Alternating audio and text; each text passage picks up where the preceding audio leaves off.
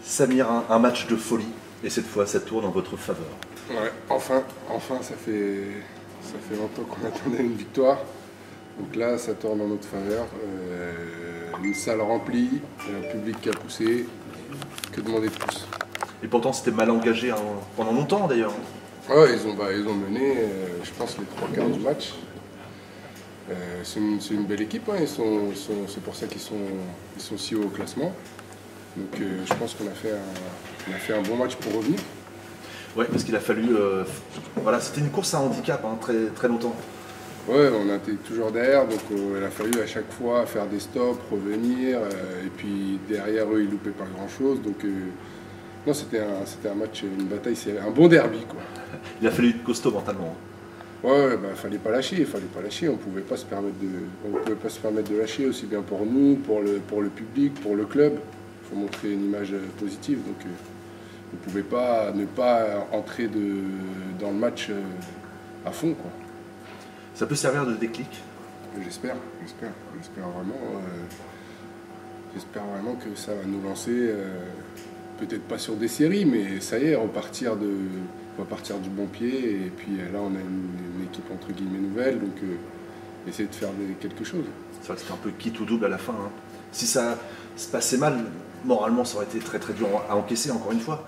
Bah ouais, si on perdait là, on aurait dit qu'on était encore dans un cycle où ça ne tourne pas de notre côté. Là, la chance a changé de camp, donc il faut en profiter. Vous y avez pensé ça on a le temps de penser à ça quand on est dans les dernières secondes, que c'est aussi accroché on cogite un peu? On cogite un petit peu, mais après, avec l'ambiance, avec l'adrénaline, avec le fait que voilà, on ne veuille pas perdre en tant que compétiteur, donc on n'y pense pas plus que ça. La dernière victoire, c'était le 10 novembre, donc une éternité. Comment vous l'avez fêté dans le vestiaire? On est tous très contents. Il n'y a pas d'autre mot. Maintenant, c'est qu'un match. Faut voir aussi ça. Donc maintenant, il faut se projeter sur le prochain match avec la même détermination. Il y a une forme de soulagement d'avoir réussi à casser cette spirale. Ah oui, bien sûr. Là, ça fait du bien, comme tu dis. Ça fait depuis très longtemps qu'on n'a pas gagné. Donc là, enfin, quoi. Enfin. Jean, ça y est, enfin, ça sourit au STB.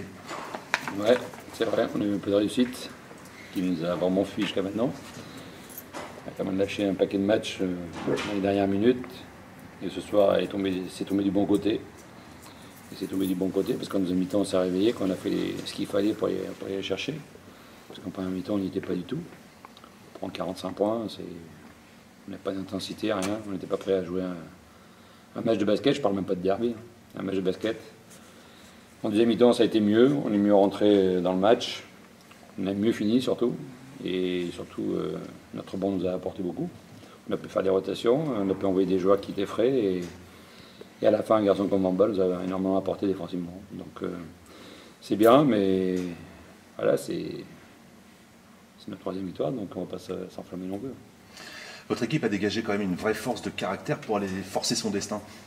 C'est ça aussi le gros point positif de la soirée, parce qu'à un moment, vous auriez pu aussi lâcher à force de courir après le score. Ouais, c'est sûr qu'ils ont eu du caractère, mais on l'a eu aussi sur d'autres matchs, avec des effectifs bien moins complets.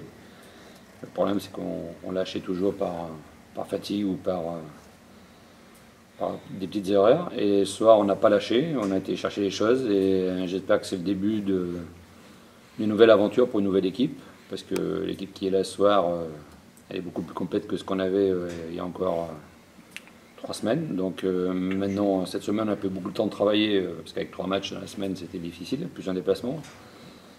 Il y a une semaine complète qui arrive, on va pouvoir mettre des choses en place et préciser un petit peu plus notre jeu, parce que là, on a fait le minimum quand même. Il suffit de regarder la feuille de stats, hein. Effectivement, tous les nouveaux ont apporté un vrai plus. Ouais, les nouveaux ont apporté un vrai plus. Ils sont plus frais que ceux qui sont là depuis le début.